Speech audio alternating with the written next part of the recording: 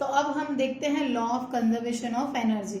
ये तो आप है ना बहुत अच्छे से जानते हो कि law of conservation of energy क्या होता है, फिर भी हम इसको एक बार रिकॉल कर लेते हैं।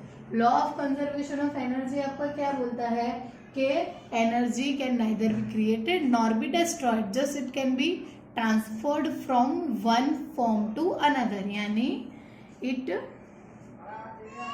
Can not be created or destroyed,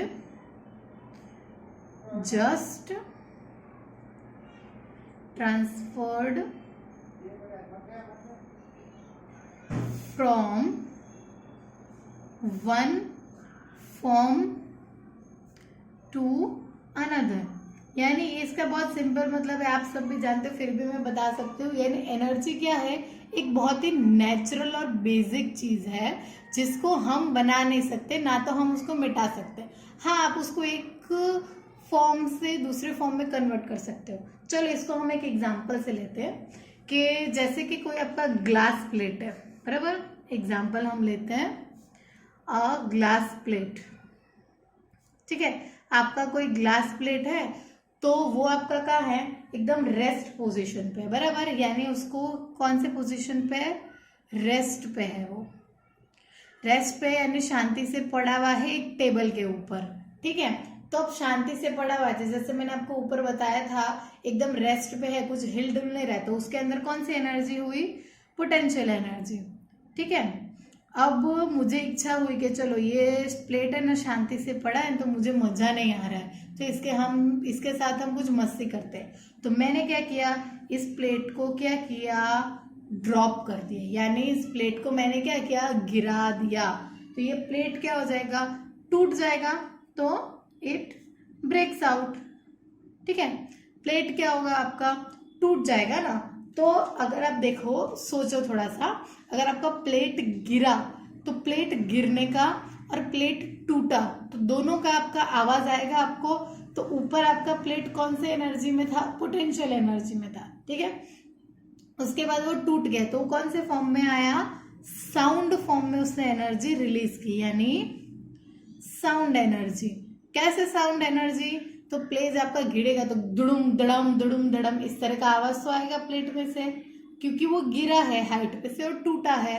तो आपका देखो आप यहाँ पे, तो जो आपका प्लेट का पोटेंशियल एनर्जी था वो आपका किस फॉर्म में चेंज हो गया, साउंड एनर्जी में। तो अब आप ऊपर का लॉ आसानी से समझ सकते हो कि हमने ना तो पोटेंशियल एनर्जी हमने बनाई थी, ना तो साउंड एनर्जी हमने बनाई है, बट आपकी जो पोटेंशियल एनर्जी ऑलरेडी प्लेट में थी वो आपकी साउंड एनर्जी में कन्वर्ट हो गई।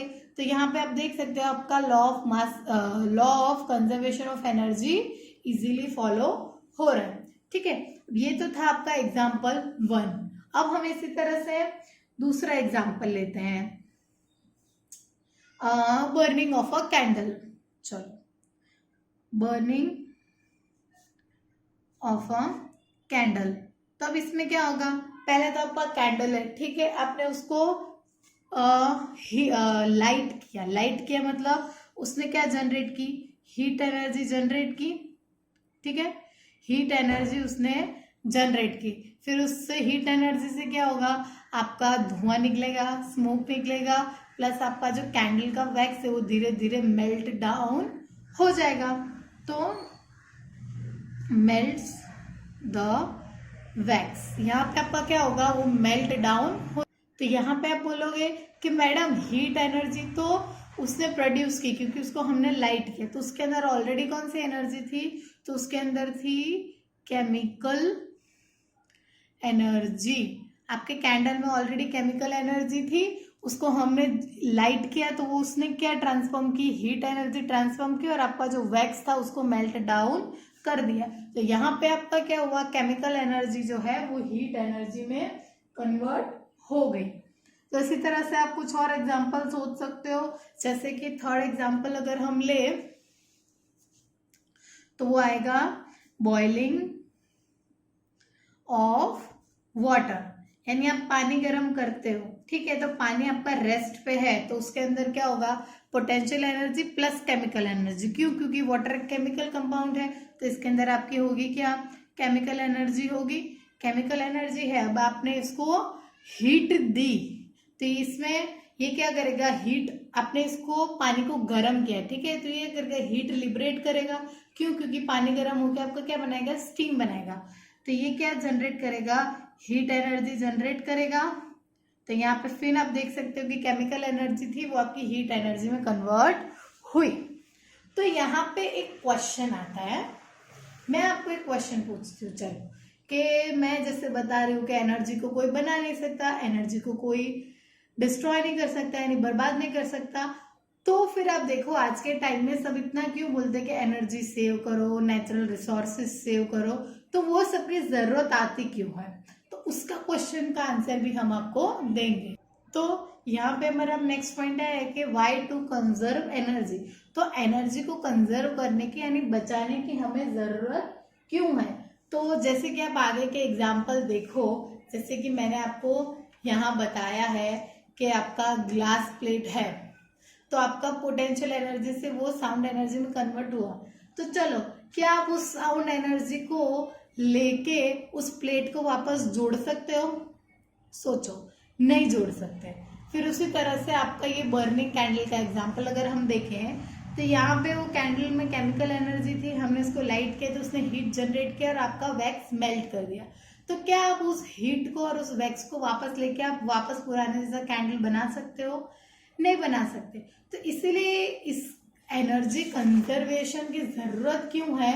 क्योंकि आप अगर एनर्जी को एक फॉर्म से दूसरे फॉर्म में चेंज कर देते हो तो वापस वो अपने ओरिजिनल स्टेट में आ नहीं सकती। यानी जैसे अगर आपने एक बार केमिकल एनर्जी यूज कर दी और वो सपोज हीट एनर्जी में या आपका पोटेंशियल एनर्जी में कन्वर्ट हो गया, तो आप वापस उसको केमिकल एनर्जी के फॉर्म में नहीं ला सकते।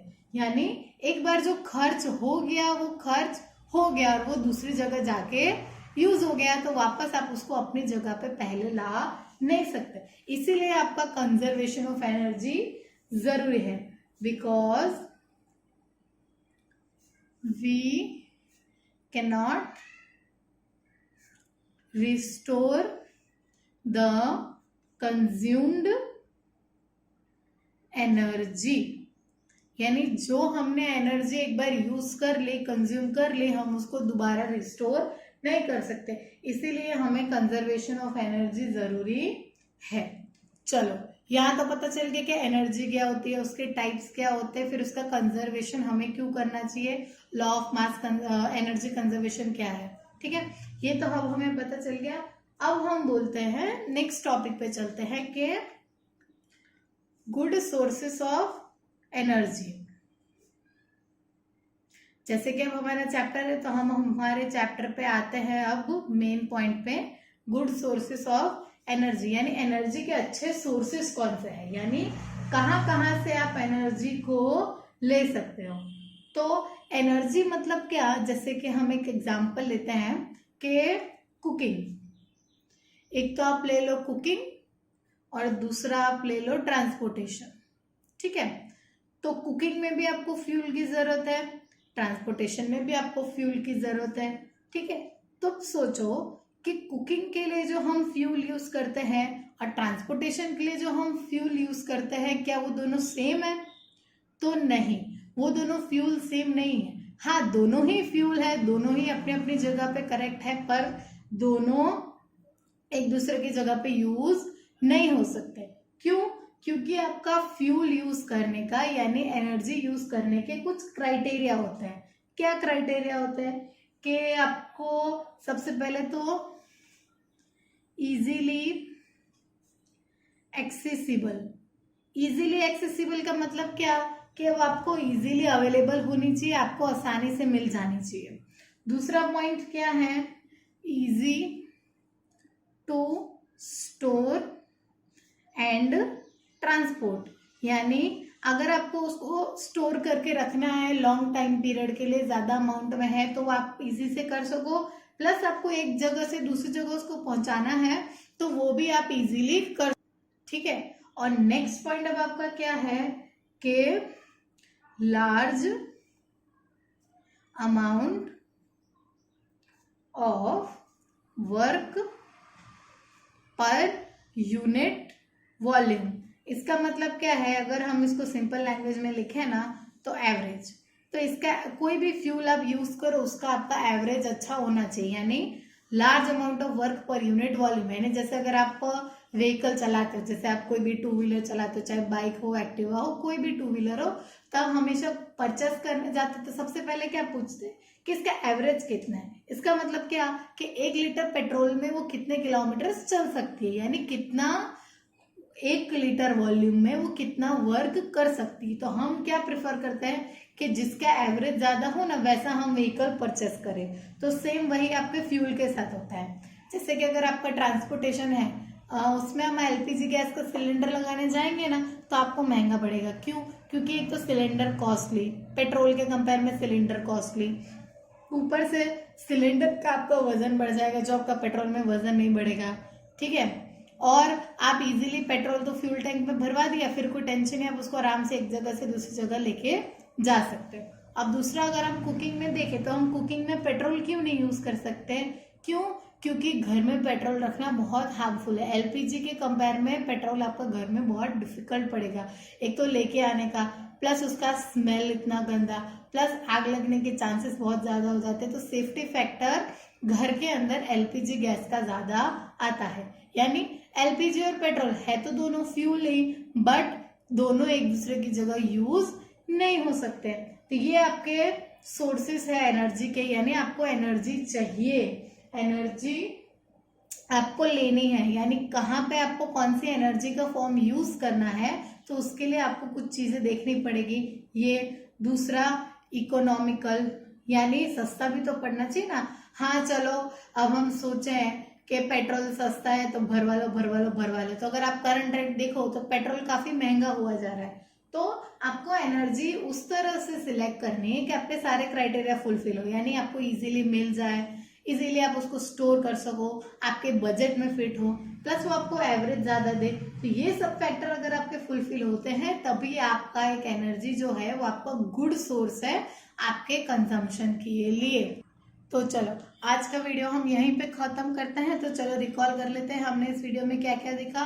तो सबसे पहले हमने देखा कि व्हाट इज एनर्जी, एनर्जी क्या होती है, फिर टाइप्स ऑफ एनर्जी, कौन से टाइप की एनर्जी होती है, फिर लॉ ऑफ एनर्जी कंजर्वेशन हमने देखा, फिर एनर्जी हमको कंजर्व करना जरूरी क्यों है वो हमने देखा, फिर एनर्जी जो हम यूज कर रहे हैं वो क्यों यूज करनी है, कौन सी एनर्जी कब यूज करनी है, उसके लिए कौन से फैक्टर्स आपके नेसेसरी वो हमने देखा। तो आज का वीडियो बस यहीं तक, अब मिलते हैं अगले वीडियो में जिसमें हम देखेंगे अलग अलग टाइप्स के एनर्जी और हम कहाँ कहाँ से एनर्जी ऑब्टेन कर सकते हैं।